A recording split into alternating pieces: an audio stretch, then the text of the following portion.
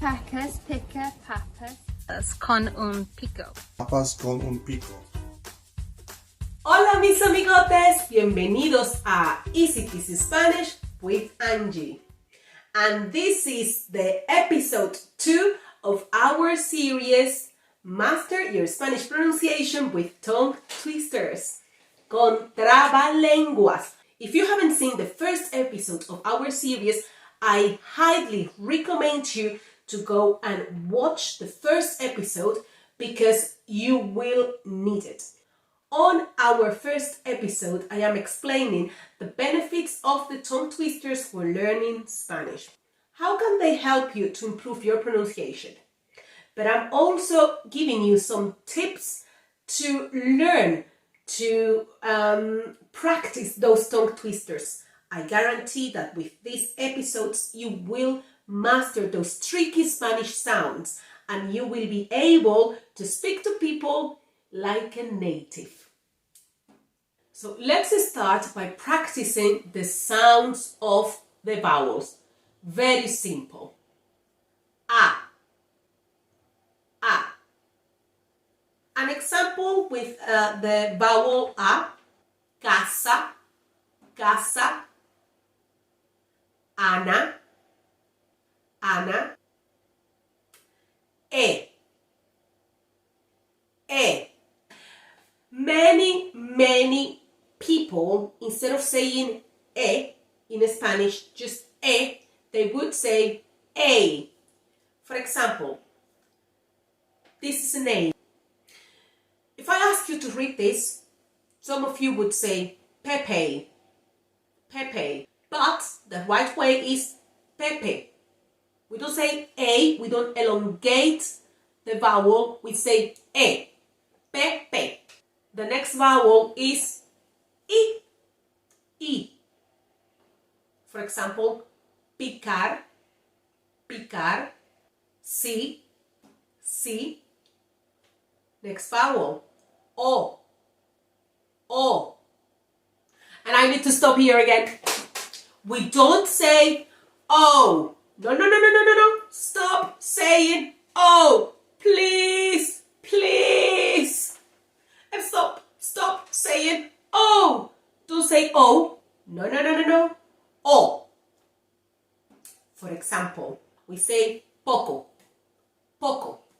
The next and the last vowel, U. U. For example, nudo. Nudo. This is the most exciting part of our video. Yeah! Yes, you will love this part. Now, we're going to say un trabalengua with all the vowels, con todas las vocales that you have learned today. And we're having 6 different guests from a different language background trying this tongue twister. El trabalengua es: Pepe Pecas pica papas con un pico.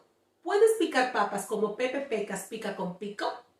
Now, let me do it slowly for you.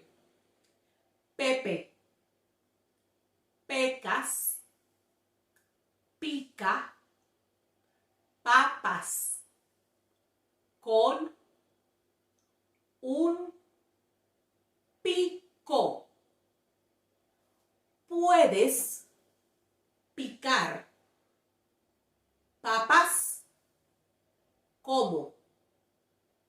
Pepe Pecas pica con pico. Our first guest is from Portugal. Portuguese is very similar to Spanish. In fact, when my friend is speaking in Portuguese on the phone, I can understand most of the things that she's saying, but don't tell her this is a secret between you and me. Yes. So I'm really curious to see how she's going to manage with this tongue twister.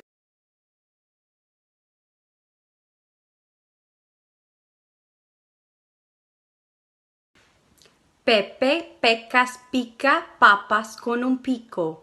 ¿Puedes picar papas como Pepe pecas pipa con pico? Portuguese friend. As you can see, she said pipa, pipa instead of pica. And I think that was probably that she misread, because I don't think that would be a mistake that she would make. So what can this tell you? She probably didn't focus on the pronunciation too much in that particular word. She was able to articulate the words very well, but probably because of the speed, she wasn't able to spot that C instead of the P. So instead of saying pica, she said pipa. So as I said in the episode 1, if you haven't watched that episode, you need to go and watch it. It's not about speed. This is a pronunciation training. It is about pronunciation. And that's it. I think she was great. She was really good. Our next guest is from the United States. Let me tell you a little bit about her. She enjoys watching our videos with her children. She doesn't have any Spanish background. And by the way, she apologized because she was squinting. She was outside. I asked her to do the video in a bright place. So she went to the garden and the sun was too bright, and that's why she was squinting. So she apologized because of that. Now let's see our American friend. Peppa pecas pica papas con un pico. Puedes picar papas como Peppa picas. Pica con pico? What do you think about her? I want to see your comments in the comment section. I hope you have written the comments. Now I will tell you what I have spotted. The first thing our American friend said, she said pico. Do you remember when we were talking about the letter O? We don't say O, we say O. Whatever you see O in Spanish is not O, it's O. And the same with the rest of the vowels. They will always have the same sound in all the words. Okay? So she said pico. Then she said picar, because she's pronouncing the R with the American pronunciation. Then she said peppa instead of pepe. And here I'm a bit confused. I don't know if that was the pronunciation or maybe she misread the word. I'm not sure about that. But she said peppa instead of pepe. Did you spot that? Then she said picas instead of pecas. And that's because she was pronouncing the E as an E. But she did something really good, and this is what I've been asking you. This is the way you have to do it. She took her time. She took the time to pronounce all the words. So she didn't concentrate on the speed, but she was more concentrated on getting the pronunciation right, and this was great. So that was a great effort. Thank you very much. Our next guest is from Italia, and that's my husband. I met my husband 22 years ago. When I met him, our story is also on our channel. So if you want to, it's called, I think, that video, how to teach Spanish to your loved one. And it's very funny. I'm telling you many stories about us, funny stories about the language, because when I met him, he couldn't speak one word in Spanish and I couldn't speak one word in Italian. So you can imagine. We used to speak English, but I was determined to teach him my language. And now he's fluent. Of course, he has different languages influences. He was born in Germany. And his parents are Italian, so he moved to Italy. He lived for many years here in the UK. So sometimes he can pronounce things in the wrong way, but he's fluent in Spanish. It's not easy to have so many languages in one brain. However, he has never practiced with any tongue twisters. So it's very interesting to watch what is going to happen with him as well. So let's also welcome my hubby, mi esposo. Pepe pecas pica papas con un pico. ¿Puedes picar papas como Pepe? Pecas pica con pico. Right? I am going to be honest. He was very clear. He was able to articulate the words very well. The last word, he said, pico. Why did you say pico? You didn't even say O in Italian. I don't know why did you say pico, but yes, you said pico. I don't know. It might be the English influence. We live in UK. We've been living here for many years. So anyway, but apart from that, his intonation was really good. And in general, you were great, my love. And the next guest is also part of my family. Yes, this is my daughter. Now, this is another interesting case. She was born in the UK, but her father is Italian. I am from the Dominican Republic. I always speak Spanish at home, but my children answer back in English. Why do you have to answer to me in English when I am talking to you in Spanish? And I have always spoken in Spanish to you. I don't know, but they do.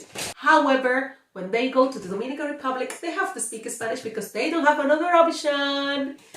And yes, they are not that fluent because they don't practice, but they understand everything. They are able to read and they can also write in Spanish. So let's see my daughter. Pepe pecas pica papas con un pico. ¿Puedes picar papas como Pepe pecas pica con pico? I have to say that I am well impressed because she didn't make any mistake. And I was very strict. I said, you're not going to practice. I'm going to show you this. Just read what you see without previous practice. And she was great. Yes. So yes, she was really good. Well done. Our next guest is from Poland. Yes. He is married to a Dominican. And when they met, this is a little bit of his background. When they met, he couldn't speak one word in Spanish. She couldn't speak Polish at all. But the funny thing is that they didn't have any language in common. No. So I asked them, how did you communicate? How were you able to talk to each other? She said, well, sign language. Well, not proper sign language, but you know. But they are together, been together many years, so it has worked. Pepe pecas pica papas con un pico. ¿Puedes picar papas como Pepe pecas pica con pico? ¡Excelente! Estoy impresionada. Estoy muy impresionada. I warned my friend. I said, don't help him. Don't give him any help. They've been together many years now, so I think that he has learned Spanish. His pronunciation was very clear. He pronounced all the vowels right. I also asked him, how did you manage to pronounce all the vowels well? And he said that he realized that the vowels in Polish, the pronunciation is very similar to the vowels sound in Spanish, so that helped as well. And last but not least, I have a friend from the UK. Yes, she's from the UK. Let me tell you a little bit about her. She doesn't have any Spanish background. She was a little bit nervous, not nervous, but she was willing to do it for me. But she said, my Spanish is not good. And I said, don't worry, it doesn't need to be good. This is a teaching channel, so I really want to see how do you read, how do you manage, and we can identify some of the words that English speakers struggle with, and that can also help my students. So she was very happy to do it for us. So let's see how my friend is going to manage. Pepe pecas pica papas con un pico. Puedes pica papas como Pepe pecas pica con pico. She was so funny. I absolutely loved it. I loved her expression. It was great. Well done. Now, let's see. She took her time to read, and that's great. That was really good. She wasn't concentrated about the speed, but she was more concentrating on the pronunciation, and that was really good. I could see a little bit of shyness, but that's normal. And something really good and can teach us a lesson as well. Although she was shy, she was willing to do it. And when you are learning a language, that's absolutely normal. In fact, when I have to speak Italian, when I go to Italy to visit my parents-in-law, I can speak Italian, but because I don't practice, I'm not that fluent, and I'm very aware of my mistakes, so I get a little bit shy, but I will still speak, because that's the way you learn a language. Be shameless when you are speaking a language. We all love to see someone making an effort, and when I see someone making an effort to speak my language, it just makes me happy, it makes me smile, and everyone will be willing to help you. So speak. Well done. Then she said papi instead of Pepe. Have you noticed that? Papi instead of Pepe. She missed a few words as well. Then she said Pepa instead of Pepe. She pronounced all the S's, which is really good. And she used a very good intonation with the question, because at the end of the tongue twister we had a question, and she was really good. She gave the right intonation. So well done.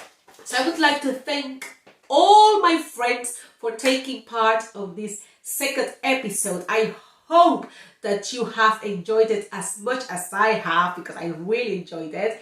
And I also hope that you have learned a lot on this episode, and you have also found it entertaining. So please write all your comments. If you haven't subscribed, please subscribe to our channel.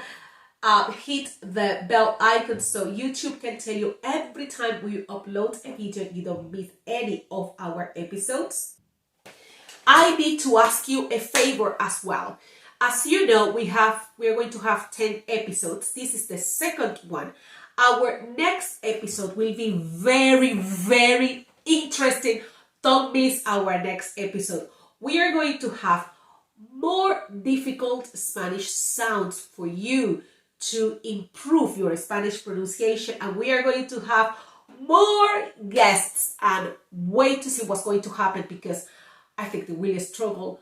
The sounds are not easy, but don't worry, all of you are going to master those sounds at the end of that episode. But I need to ask you a favor, going back to what I was saying before. I want you to search for the most difficult Spanish tongue twisters, and I want you to write those tongue twisters in the comment section. And on episode, I think it's episode 8, I will gather all those tongue twisters, and I'm going to do one episode just saying the tongue twisters back to you. This will help you to practice the tongue twisters, and it will be a challenge for me as well.